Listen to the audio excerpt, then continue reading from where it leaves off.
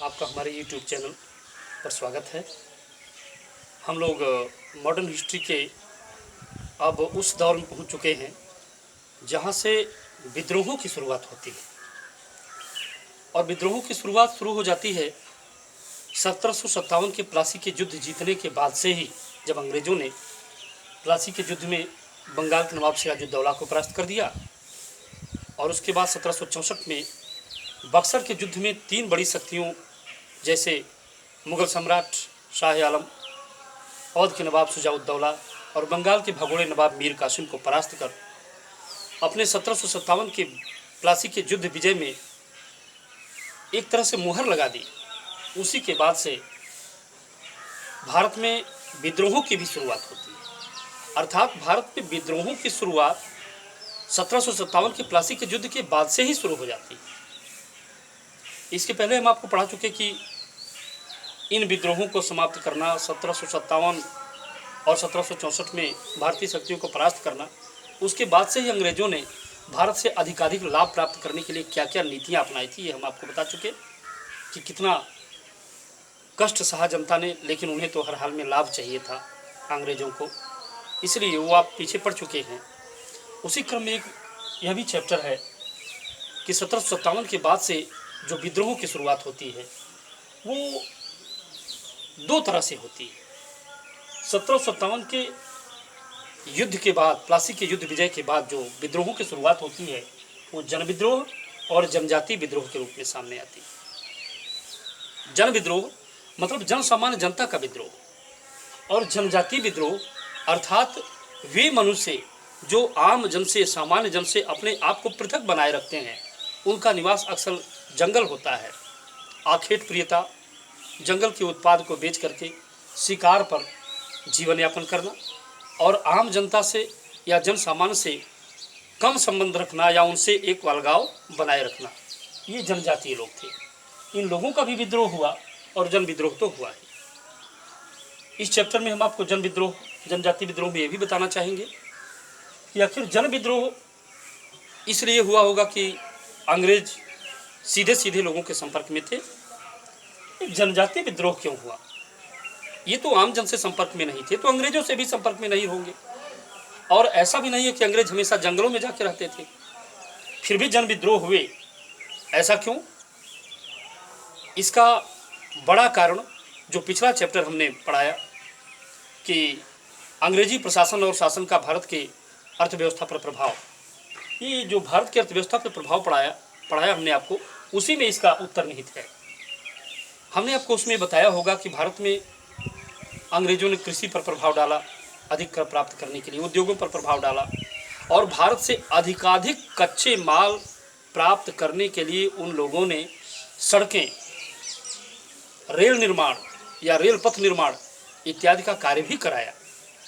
और सड़कें या रेल निर्माण का कार्य हुआ कहाँ से कहाँ तक, हमने आपको बताया था उसमें कि ये अक्सर भारत की खानों से भारत के बंदरगाहों तक, चाहे वो बम्बई हो, चाहे मद्रास हो, चाहे बंगाल हो, चाहे गुजरात हो, जहाँ भी हो। और खान अधिकाधिक झारखंड, बिहार के भाग, बंगाल के भाग या दक्षिण भारत के जनजातीय एरिया, यहाँ अधिक से अधिक खान हैं, वे अधिक से अधिक जंगल हैं। तो रेल निर्माण के समय या रोडों के निर्माण के समय अंग्रेज अधिकारी या बंगाली अधिकारी कर्मचारी जनजातीय लोगों के संपर्क में आए और उससे जनजातीय लोगों का शोषण हुआ।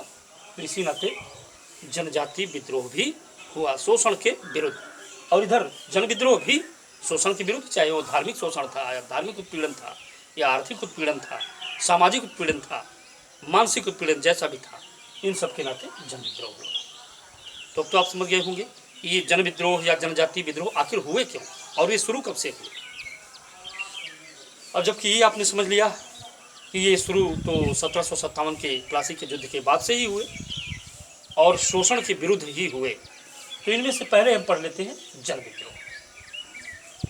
जन विद्रोह में देखते हैं कि कौन कौन से विद्रोह होते हैं। जन विद्रोहों में आप देखेंगे सन्यासी विद्रोह, फकीर विद्रोह, पागलपंथी विद्रोह, उसके बाद फिर बहावी आंदोलन, कुका आंदोलन, गडकरी आंदोलन, ऐसे तमाम आंदोलनों को आप जन विद्रोह में पढ़ेंगे और उसके बाद फिर जनजाति विद्रोह को पढ़ेंगे। तो हम लोग पहले देख लेते हैं जन विद्रोह। जन विद्रोह में पहला सन्यासी विद्रोह। अंग्रेजी नीतियों या अंग्रेजी धार्मिक नीतियों, धार्मिक शोषण के विरुद्ध भारत के इतिहास में या भारत के विद्रोहों के इतिहास में होने वाला पहला विद्रोह सन्यासी विद्रोह था, जो 1770 से 1780 के बीच हुआ था। क्षेत्र क्या था इसका, यानी हुआ कहाँ था, बंगाल के आसपास के क्षेत्रों में ये हुआ था। ये थे कौन लोग, ये सन्यासी लोग थे। सन्यासी मतलब ये लोग शंकराचार्य के अनुयायी थे, नागा एवं गिरी सन्यासी। नागा एवं गिरी सन्यासी अक्सर प्रयाग, हरिद्वार, नासिक, उज्जैन इत्यादि के, आप कह सकते हैं कि मकर के स्नान के समय, महाकुंभ के समय अक्सर दिखाई देते हैं। ये शंकराचार्य के अनुयायी, शंकराचार्य की सेना है, 13 अखाड़ों में से एक है। ये अनुयायी गिरी एवं नगा सन्यासी थे। इन्हीं लोगों ने पहले पहले विद्रोह किया। विद्रोह का कारण क्या था, तीर्थ यात्रा पर लगी रोक एवं बंगाल में पड़ा भीषण अकाल। इस समय हमने आपको बताया होगा कि लियो कार्टियस द्वैत शासन का जनक था। बंगाल उड़ीसा के भागों में भयंकर अकाल पड़ा था, जिसमें लाखों लोग मारे गए।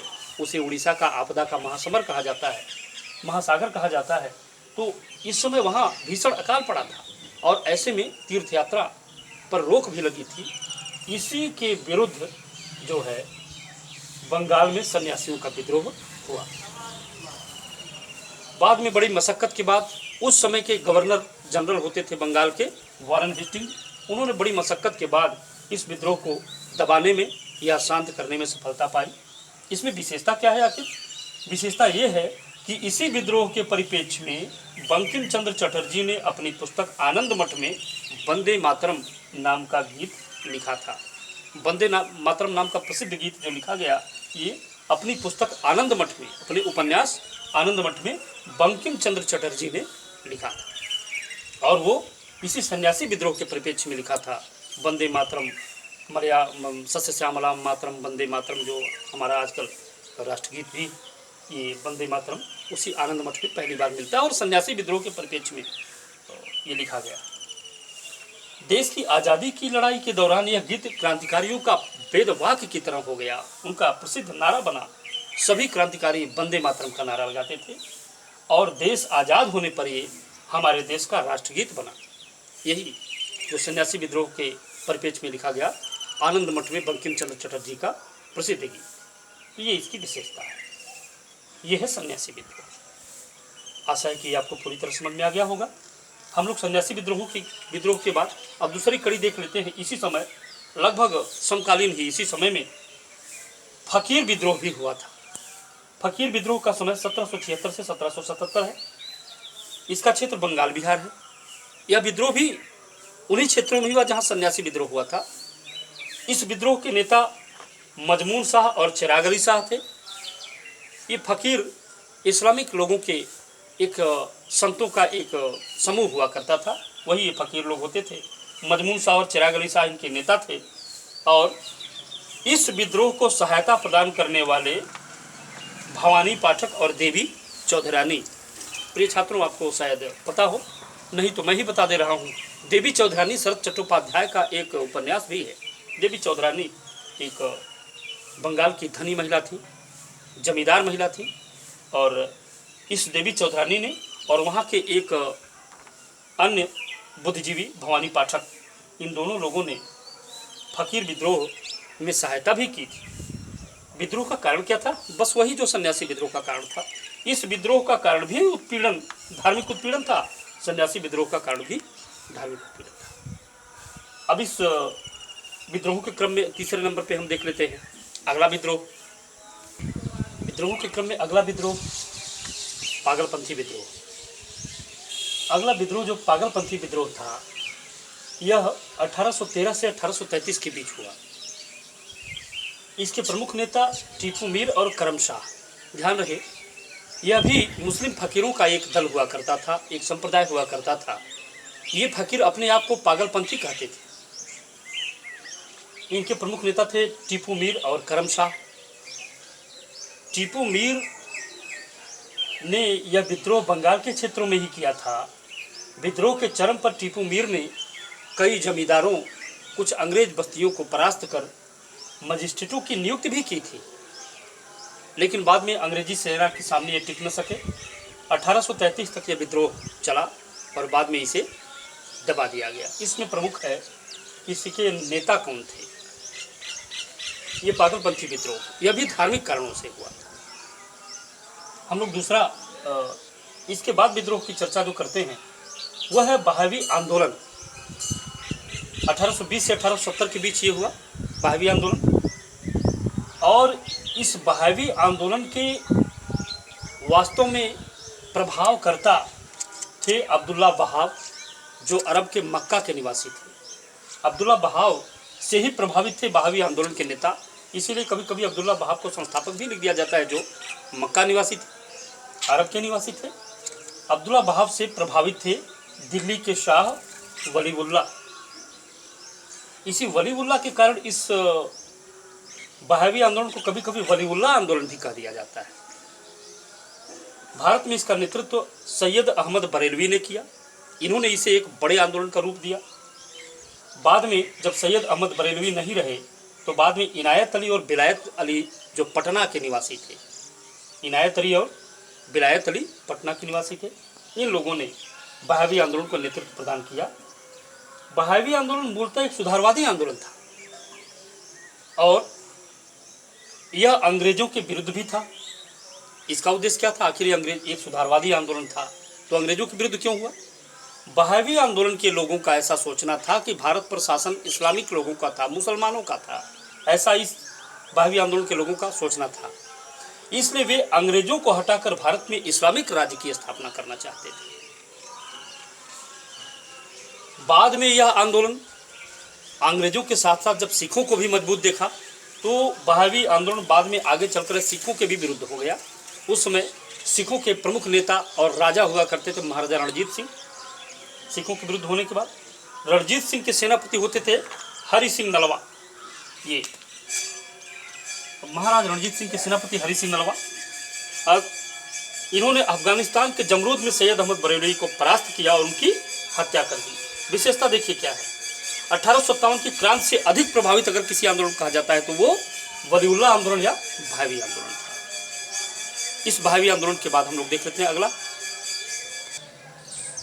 अगला प्रमुख आंदोलन या विद्रोह हम देखते हैं, वो फराजी आंदोलन होता है 1804 में। फराजी आंदोलन के जन्मदाता हाजी शरीयतुल्लाह को माना जाता है। हाजी शरीयतुल्लाह की मृत्यु के बाद इस आंदोलन को नेतृत्व प्रदान किया उनके पुत्र दुदू मियाँ ने। ये फराजी आंदोलन जिसे हाजी शरीयतुल्लाह और उनके पुत्र दुदू मियाँ ने नेतृत्व प्रदान किया, वास्तव में यह एक उग्र सुधारवादी आंदोलन था। ये लोग मुस्लिम धर्म और मुस्लिम समाज में उग्र सुधार चाहते थे और फराजी शब्द का अर्थ ही होता है अल्लाह का हुक्म बरदार, अल्लाह का हुक्म मानने वाला, यही फराजी शब्द का अर्थ है। तो ये एक उग्र सुधारवादी लोग। फराजी की तुलना रेड रिपब्लिकन से की जाती है क्योंकि ये लोग भूमि को अल्लाह की संपत्ति मानते थे और कहते थे जो अल्लाह की संपत्ति है, अल्लाह की मिल्कियत है, उससे कर लेना धर्म विरुद्ध है, ऐसा इन लोगों का मानना था। पहली बार ये अलानाहा की रेड रिपब्लिकन नहीं कहे जाते। रेड रिपब्लिकन इसलिए कहे जाते कि हिंदुस्तान के विद्रोहों या आंदोलनों के इतिहास में पहली बार ऐसा घटित हुआ जब फराजी लोगों ने किसानों से संपर्क स्थापित कर सामंतों के विरुद्ध विद्रोह किया। ये पहला मामला था। ये आंदोलन 1857 की क्रांति के दौरान ही जब दुदू मियाँ को गिरफ्तार कर लिया गया तो आंदोलन समाप्त हो गया या कमजोर पड़ गया। ये रहा 1804 का फराजी आंदोलन। इसके बाद हम देखते हैं अहोम विद्रोह। आंदोलन नहीं बल्कि ये अहोम विद्रोह था जो 1828 से 1834 के बीच हुआ। अहोम विद्रोह के प्रमुख नेता गोमधर कुंवर और रूपचंद्र कोनार थे। ये क्षेत्र आसाम यानी आसाम के क्षेत्रों में ये विद्रोह घटित हुआ। इसका प्रमुख कारण क्या था? अंग्रेज जिसमें बर्मा पर आक्रमण करने जा रहे थे, इन्होंने राजा गोमधर से सहमति लेकर वहाँ अंग्रेजी सेना टिकाया। उस क्षेत्र से जाने के लिए रजामंदी चाहिए, मिल भी गई, लेकिन बर्मा को सफलतापूर्वक जीत लेने के बाद भी अंग्रेजी सेना अहोम क्षेत्रों से या गोमधर कुंवर के क्षेत्रों से हटी नहीं। यहाँ तक कि बाद में विद्रोह का कारण ही इसलिए बन गया क्योंकि अंग्रेजों द्वारा अहोम क्षेत्र पर कब्जा करने का प्रयास भी किया जाने लगा। इसी कारण से अहोम विद्रोह हुआ और अहोम विद्रोह बाद में समाप्त कर दिया गया। विद्रोह की क्रम कड़ी में हम लोग एक और विद्रोह देखते हैं, पाइक विद्रोह। उड़ीसा के क्षेत्रों में खुर्दा में हुआ था। उड़ीसा में खुर्दा है। 1904 में हुए इस विद्रोह के प्रमुख नेता थे जंगबंधु पाइकदार और गोमधर कुंवर। ये जंगबंधु पाइकदार और गोमधर कुंवर ये लोग वास्तव में उड़ीसा के राजा की सेना के सैनिक होते थे, जिन्हें वेतन के बदले भूमि प्राप्त होती थी, वही पाइकदार लोग थे। और इन लोगों ने अपने इन विशेषाधिकारों पर हुए हमले के कारण विद्रोह किया था। बाद में ये विद्रोह भी समाप्त हो गया। विद्रोह के क्रम में इतना ही नहीं, आगे हम देखते हैं दक्षिण भारत में वेलुटम्पी का विद्रोह। यह विद्रोह अंग्रेजों के द्वारा वेलुटम्पी को 1808-9 में त्रावणकोर राज्य के दीवान पद से हटाए जाने पर हुआ, क्योंकि अंग्रेज वेलुटम्पी को त्रावणकोर के राजा के दीवान के पद से हटा दिए, इसलिए ये विद्रोह हुआ। वेलुटम्पी युद्ध में हार गए, मारे गए और उनके मारे जाने के बाद उन्हें फांसी पर चढ़ाया गया। यह भी एक विशेषता है। आंदोलनों के क्रम में कुछ अन्य आंदोलन भी देख लेते हैं, जैसे कुका आंदोलन 1860 से 70 के बीच। ये आंदोलन आप कह सकते हैं कि बंगाल के क्षेत्रों से हटकर पश्चिम भारत में हुआ था। ये कुका आंदोलन वास्तव में सिखों का एक सुधारवादी आंदोलन था। इसके प्रमुख नेता भगत जवाहर मल, फिर उनके शिष्य बालक राम, उसके बाद बाबा राम सिंह कुका थे। इसका क्षेत्र पंजाब एवं पश्चिम भारत, जिसे अभी हमने बताया ही कि कुका आंदोलन 1860 से 70 के बीच जो शुरू हुआ है उसका क्षेत्र पंजाब से पश्चिम भारत। और इसका स्वरूप प्रारंभ में तो धार्मिक था, बाद में राजनीतिक हो गया। भगत जवाहर मल के को जो है सियान साहब की उपाधि प्राप्त थी। सियान साहब, सियार साहब मत कर लीजिएगा। इनको भगत जवाहर मल को सियान साहब की उपाधि प्राप्त थी। इनके शिष्य बालक राम का मुख्यालय हजारी उत्तर पश्चिम सीमा प्रांत में था। ये हजारी उत्तर पश्चिम सीमा प्रांत में है।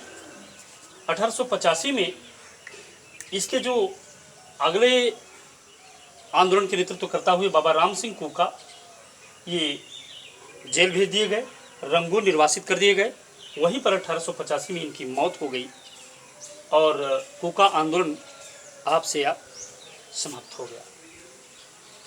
इस कुका आंदोलन के बाद देखते हैं गंजाम विद्रोह। गंजाम विद्रोह के प्रमुख नेता होते थे धनंजय भांजा। ये गंजाम उड़ीसा में है। इसके प्रमुख नेता धनंजय भांजा होते थे, जिन्होंने अंग्रेजों की भू नीतियों के विरुद्ध विद्रोह किया था। इसके बाद देखते हैं धार राव के बुंद का विद्रोह, दक्षिण भारत में राजा प्रताप सिंह ने किया था। बुंदेला विद्रोह कुरनूल, ये भी दक्षिण भारत में है। इसके नेता होते थे पालीगढ़ नरसिम्हा रेड्डी। नरसिम्हा रेड्डी बुंदेला विद्रोह के नेता होते थे दक्षिण भारत में। रामोसी, ये मराठा सैनिकों का अंग्रेजों के विरुद्ध विद्रोह था। मराठा सैनिक जो पहले मराठों के सेना में काम करते थे, बाद में बेरोजगार हो गए, खेती बाड़ी करने लगे थे। अंग्रेजों की भूमि नीतियों के विरुद्ध रामोसियों ने भी 1822 में विद्रोह किया था। रामोसी थे कौन? मराठा सैनिकों का एक दल होता था जो भूमि खेती बाड़ी करता था। गडकरी, ये 1840 में जो 44 में जो विद्रोह गडकरियों का हुआ था, ये गडकरी मराठा किलों के किलेदार होते थे। गडकरियों का विद्रोह भी भू नीतियों के विरुद्ध ही हुआ था। गडकरी के बाद देखते हैं कित्तूर चिन्नम्मा का विद्रोह। ये कित्तूर चिन्नम्मा जो थी, ये जो थी दक्षिण भारत में मद्रास रेजिडेंसी या मद्रास प्रांत के राजा, दिवंगत राजा की विधवा थी। उन्होंने अपने सामंत रमप्पा के साथ, यानी इस आंदोलन के प्रमुख नेता चिन्नप्पा और रमप्पा होते थे, इन्होंने विद्रोह अंग्रेजों की नीतियों के विरुद्ध किया था। कित्तूर चिन्नम्मा के बाद हम देखते हैं अगला आता है सामंतवादी विद्रोह। 1844 में दक्षिण भारत में घटित सामंतवादी विद्रोह के नेता भी होते थे फोंडा सामंत। तो ये आपने जन विद्रोह का क्रम देखा, जो अंग्रेजों की भू नीतियों, राज्य हड़प नीतियों या सैनिकों सामंतों को परेशान करने की नीतियों के विरुद्ध हुआ। ये विद्रोह क्रमशः दबा भी दिया गया। आपने जन विद्रोह में देखा कुछ भूनीतियों राजनीतिक कारण से विद्रोह हुए, कुछ धार्मिक कारणों से विद्रोह हुए, जिसे हमने सन्यासी विद्रोह से लेकर सामंती विद्रोह तक आपको बताया। अब नेक्स्ट हम आपको इस जन विद्रोह के बाद अगला जो चैप्टर पढ़ाएंगे वो होगा जनजाति विद्रोह। तो जनजाति विद्रोह में हम लोग अब नेक्स्ट क्लास में देखेंगे। तब तक आप इसका अध्ययन करें और हमें लाइक एवं कमेंट के साथ साथ हमारी गलतियों को भी अवश्य ही सुझाएं। Thank you class.